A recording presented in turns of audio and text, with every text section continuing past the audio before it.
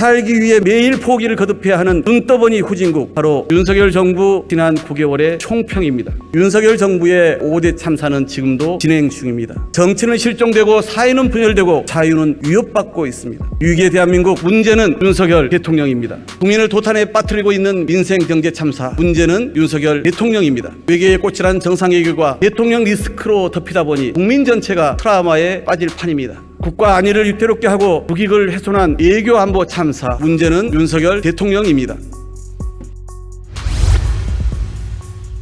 우리는 윤 대통령의 입장을 한 번쯤은 생각해 봐야 된다.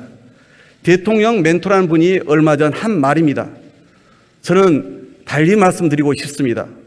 대통령이 국민의 입장을 단 한 번만이라도 생각해 보라고 말입니다. 스스로 실언해놓고 국민 보고 틀렸다며 우기고, 스스로 실수해놓고 끝내 사과하지 않고, 측근이 잘못해도 문책은커녕 감싸기만 합니다. 1년도 안 된 정부 9개월 내내 참사가 다 이어지면서 국민은 단 하루도 마음 편한 날이 없습니다. 2023년 2월 대한민국의 희망과 미래는 사라졌습니다. 살기 위해 매일 포기를 거듭해야 하는 눈떠보니 후진국, 바로 윤석열 정부 지난 9개월의 총평입니다. 복합 경제 위기의 안일함과 무능으로 국민의 삶을 도탄에 빠뜨린 민생 경제 참사, 비속어와 실언으로 국익과 국격을 훼손한 외교 참사, 강릉 낙탄 사고, 북한 무인기 침투 등 구멍 뚫린 안보 참사, 끝내 159명의 소중한 생명을 희생시키고야만 안전 참사, 그런데도 여전히 사적 이념만 챙기는 불공정 몰상식의 인사 참사까지 윤석열 정부의 5대 참사는 지금도 진행 중입니다.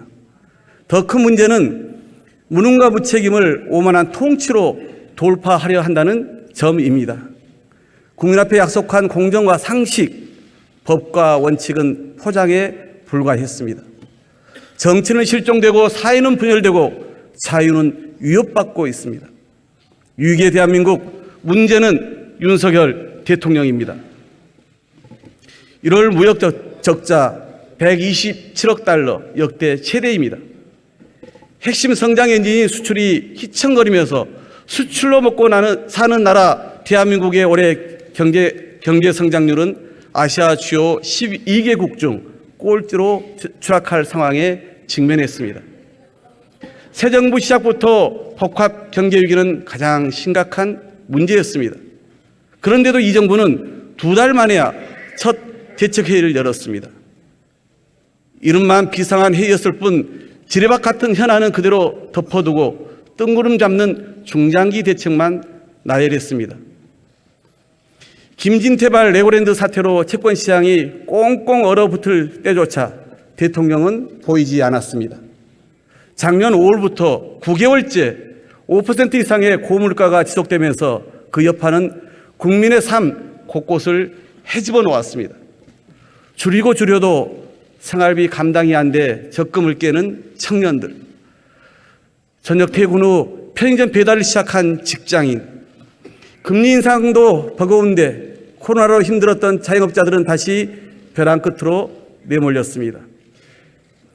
1월에 이어 이번 달엔 온 국민이 난방비 폭탄을 맞았습니다. 그나마 아파트나 시설이 갖춰진 집은 좀 나은 편이라고 합니다. 단열이 안 된 낡은 집일수록 난방비가 상상을 초월할 정도입니다. 버스, 지하철, 택시 요금 인상까지 끝이 없습니다. 국민 실질 임금은 8개월 연속 마이너스입니다.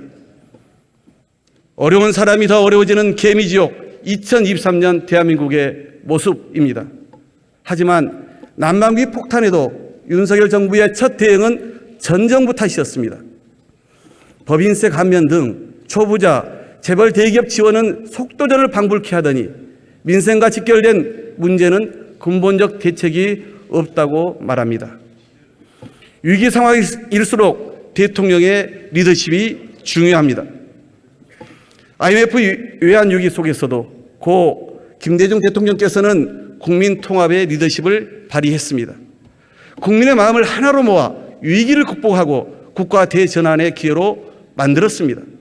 지금 윤석열 대통령에게 김대중 대통령의 리더십까지는 기대도 하지 않겠습니다. 민주당이 제안한 30조 원 긴급 민생 프로젝트, 7.2조 원 에너지 물가 지원금이라도 신속하게 검토해 주기 바랍니다. 민생을 구하는데 여야가 따로 일 수 없습니다. 하지만 예고된 당정 협의까지 미루며 야당 제안이라 받을 수 없다는 윤석열 정부의 정략적 인식이 절망스럽기만 합니다.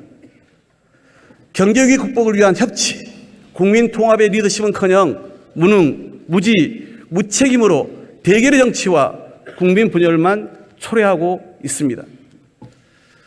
국민을 도탄에 빠뜨리고 있는 민생 경제 참사, 문제는 윤석열 대통령입니다. 안보는 보수라더니 지금의 안보 상황은 역대 어느 정권보다 불안합니다. 국민 다수가 반대해도 무리하게 대통령실 이전을 강행하더니 용산 대통령실 일대가 북한 무인기에 속수무책으로 뚫렸습니다. 비행 금지 구역으로 설정된 서울 곳곳을 정찰하고 유유히 돌아간 것도 충격이지만 행여 그 정찰기들이 임명을 해야 할 목적이었다면 어떤 일이 벌어졌을지 상상만으로도 끔찍합니다. 그런데 윤석열 정부는 북한의 무인기 침범과 관련해 사실을 은폐하는 데만 급급했습니다. 국군 통수권자인 대통령은 국가안전보장회의조차 주재하지 않았습니다. 대신 전쟁 불사, 확정 각오 등 끔찍한 말폭탄만 쏟아내며 한반도 긴장과 국민 불안만 고조시켰습니다. 대통령의 난데없는 핵무장 발언은 다음날 바로 미국이 부인하면서 또 다른 외교적 참사만 빚어졌습니다. 이뿐 아닙니다. 대통령이 순방길에 오를 때마다 이번에는 또 무슨 사고가 터질까 국민만 노심초사입니다. 바이든 날리면 비속어 논란에 이어 UAE에 적은 이란이라는 대통령의 발언의 파장도 지속되고 있습니다. 외계의 꽃이란 정상외교가 대통령 리스크로 덮이다 보니 국민 전체가 트라우마에 빠질 판입니다. 그런데 정작 윤석열 대통령은 적반하장 그 자체입니다. 굴종적 친일외교는 국민 전체를 모욕하고 있습니다. 전쟁 가능한 나라가 되겠다며 일본이 국가안보 전략을 수정해도 이를 이해한다며 일본의 군사 대국화를 용인합니다. 대법원 판결마저 부정하고 일본 기업이 아닌 우리 기업에 강제징용 배상 책임을 전가하는 황당한 결정을 해놓고선 이를 해법이라 주장합니다.